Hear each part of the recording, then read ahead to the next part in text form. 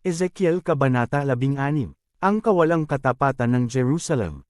Sinabi pa sa akin ni Yahweh, Ezekiel, anak ng tao, ipamuka mo sa Jerusalem ang kanyang kasuklam-suklam na gawain. Sabihin mong ipinapasabi ni Yahweh na kanyang Diyos, ikaw ay mula sa Canaan. Amoaryo ang iyong ama at Heya ang iyong ina. Nang ikaw ay isilang, hindi ka pinutulan ng pusod ni pinaliguan ni kinuskos ng asin ni binalot ng lampin. Walang nag-ukol ng panahon upang gawin sa iyo ang isa man sa mga bagay na dapat gawin. Wala man lamang naawa sa iyo. Basta ka na lamang inilapag sa lupa nang ikaw ay isilang. Nadaanan kitang kakawag-kawag sa sarili mong dugo. Sinabi ko sa iyo noon na mabubuhay ka at lalaking tulad ng mga halaman sa parang. Lumaki ka nga at naging ganap na dalaga. Malusog ang iyong dibdib. Mahaba ang iyong buhok ngunit ikaw ay hiyubot-hubad. Nang madaanan kitang muli, nakita kong ikaw ay handa ng umibig. Kaya ibinalabal ko sa iyo ang aking kasuotan upang matakpan ang iyong kahuberan. Nangako ako sa iyo ng buong katapatan. Nakipagtipan ako sa iyo, at ikaw ay naging akin. Pinaliguan kita, nilinis ko ang dugo mo sa katawan, at pinahiran kita ng langis. Dinamtan kita ng may magagandang berda, at sinuotan ng sandalyas na balat. Binalot kita ng pinong lino at damit na seda.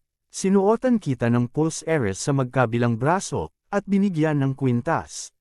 Binigyan din kita ng hikaw sa ilong at tainga. Pinutungan kita ng isang magandang korona. Nagayakan ka ng alahas na pilak at ginto.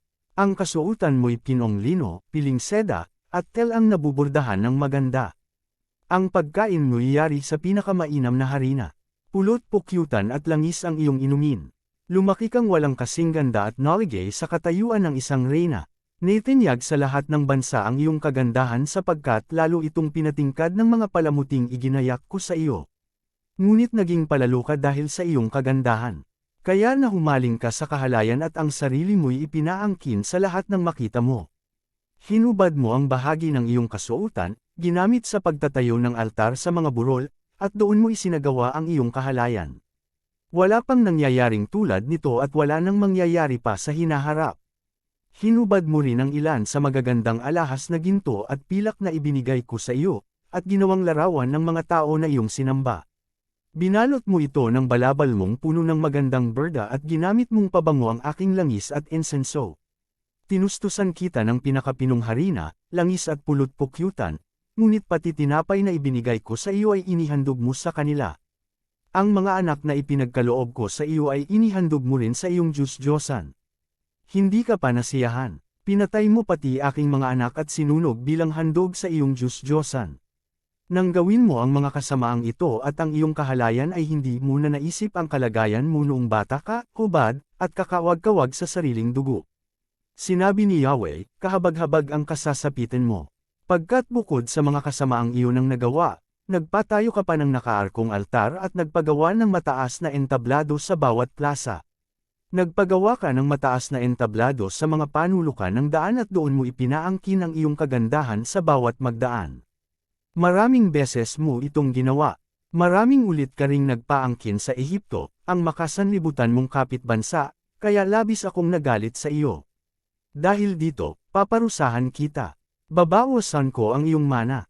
Ipapasakop kita sa mga Filisteo, ang mga taong namumuhi sa iyo. Sila may muhi sa maalay mong gawain. Dahil sa iyong kawalang kasiyahan, napaangkin ka rin sa taga-Assyria.